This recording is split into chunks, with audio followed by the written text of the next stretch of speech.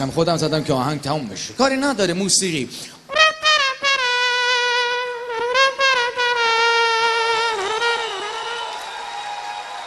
No problem. کاری نداره. من الان یه برخورد فیزیکی هم میکنم با دوستانی که سینمایی دارن به قضیه نگاه میکنن. الان بیسی میزنم اسکاتران پرواز، هلیکوپترهای جنگنده بیان اینجا رو بمباران کنن. این بیسی منو یاد یه خاطره انداخت به جون خودم. یکی از رفقا میگه با خانمم رفته بودم خرید، دیدم جا پارک نیست، ناچارن دوبله پارک کردم، تو ماشین نشستم. خانمم گفت من 5 دقیقه میرم تو این مغازه میام. 5 دقیقه شد 50 دقیقه. منم پشت فرمون چرتم بود. یهو دیدم از پشت سر یه نفر گفت راننده پژو جی ال ایکس نقره‌ای. میگم از مست خواب پریدم، اصلا عرق سرد من نشست، خودمو خراب کردم از ترس. برگشتم پشت سرم دیدم یه وانتی هست میگه بیا سیب زمینی بخر اونجا بیگانش هست.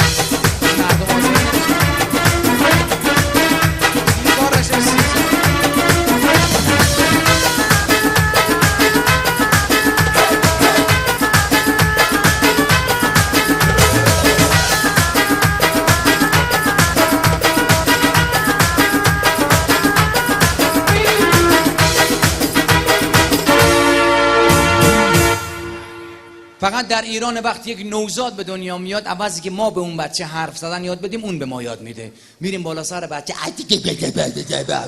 اون بچه بعد حرف زدن یاد بگی چه کاری ادب داره برسه. یه ایرانی میتونه بره تو استخر به چشمهای ناجی غریق زل بزنه و کله رفیقش بکنه زیر آب. اون ناجی غریق خاک بر سر میشه، نمیدونه سود بزنه بره اونو بزنه. اونو نجات جمعون همه ریوندی ها، ریوندی هله هله هلیلونه، جشنمون همین یزده. آمادگی بالاست ماشاءالله. از فرمانده این اسکاتران هست اینجا شلوغ نکنم، خیلی شلوغ کردن، خواهش میکنم گلبارانشون کنیم.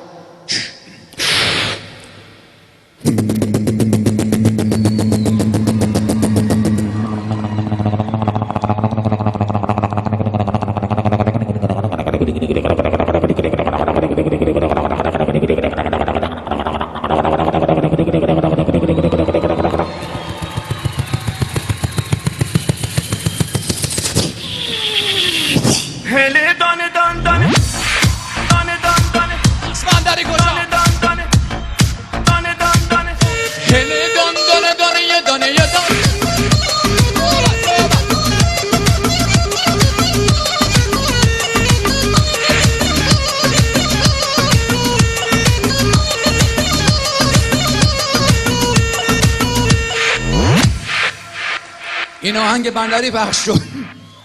یاد صحبتی که از دوستانم افتادم، میگفت حسن خطرناک، حسن گفت همه اون عزیزانی که اهل رقص و اینجور مسائل هستن میرن جهنم الا بندری های ما. گفتم واسه چی؟ گفت به خاطر اینکه بندری جماعت درسته که داره با یه آهنگ شاد میرقصه، اما حین رقصش داره میگه توبه توبه توبه. همون لحظه توبه میکنه و این بخشی داری دستاری یا نه؟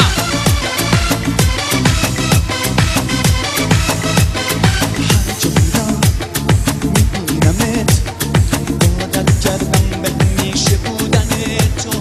آروم میشم وقتی میشم باشی، فقط دلم خوشه به دیدن تو.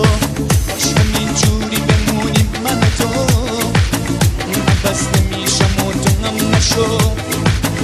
یا با هم بمونیم فقط همین، من که جایینه تو هم نرو. این حس قشنگو تو با من یا من، از عشق تو مستم، دستاتو میگیرم مثل پر پرواز اون بالا ابرا، تو پیش منی با.